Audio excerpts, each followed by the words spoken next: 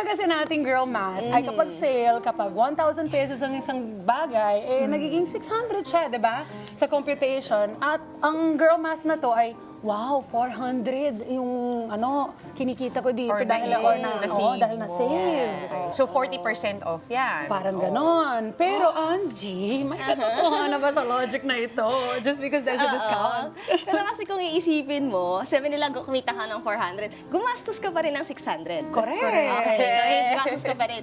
Pero the thing is, kung planned na siya, dito siya nagiging okay ang girl math. Yes. Kung planned na siya, for example, si Pia, may plan siya bilhin na worth 1,000 na mug.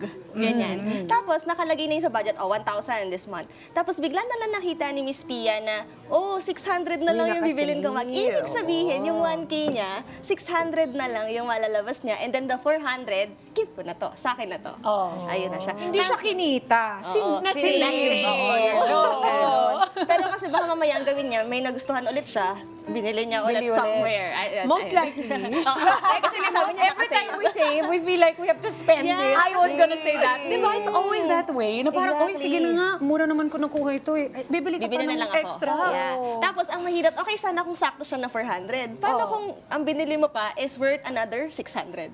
Yeah. So, nakatipid ka ba talaga? Nag-abono ka pa ng 200. Kasi nga, those kinds of sales is also a marketing sale. True. Para mas, ay, nakatipid ako. So, ang tendency, bibili pa ako. Correct. Kasi may sobra pa. Parang yung buy one, take one, or buy two, get one free. Isa lang yung kailangan mo eh. Dadalawa mo na.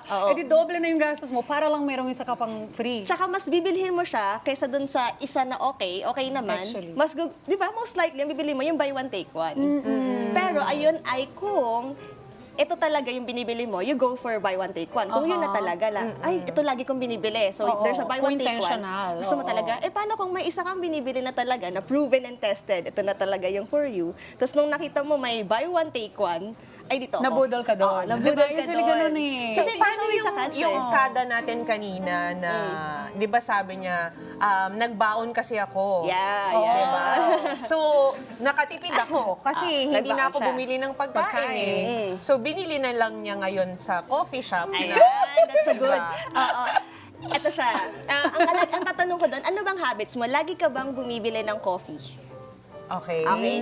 Kung lagi kang bumibili ng coffee on top of your lunch, nakatipid siya. Yes. Okay.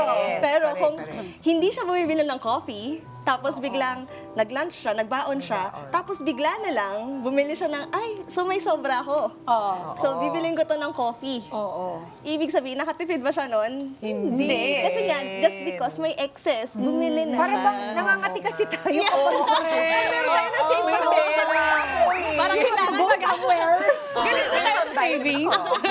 yes, gano'n. Nagiging gano'n yung girl ma. So sa makatwid, wala bang magandang sale talaga?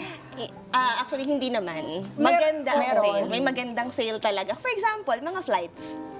Sino dito, mahilig ba kayong mahilig ba kayong parang quarterly flight? Yeah, pag nag-book ka in advance. Yeah. Especially when they say, di ba, yung parang, sa Tuesday, 2 p.m. Or yung mga ganon.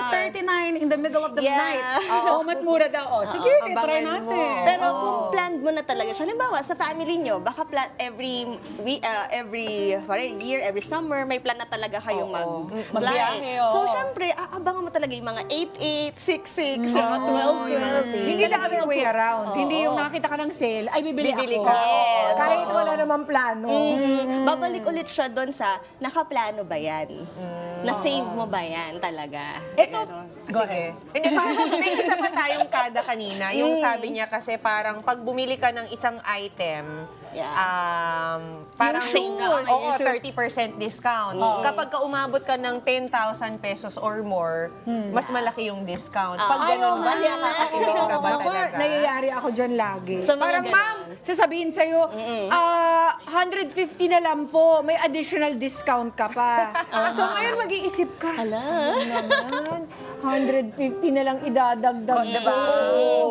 Di wala namang worth It's so tempting. 150. Tama. Actually, Should we ganda stop? ng point. Angie, kapag tayo inaalok ng ganun, Actually, most of the time, dapat talaga eh. we should stop. Kasi, totoo yung sinabi mo, wala namang 150 worth doon. Baka ang pinaka-least doon na, 3,000 pesos.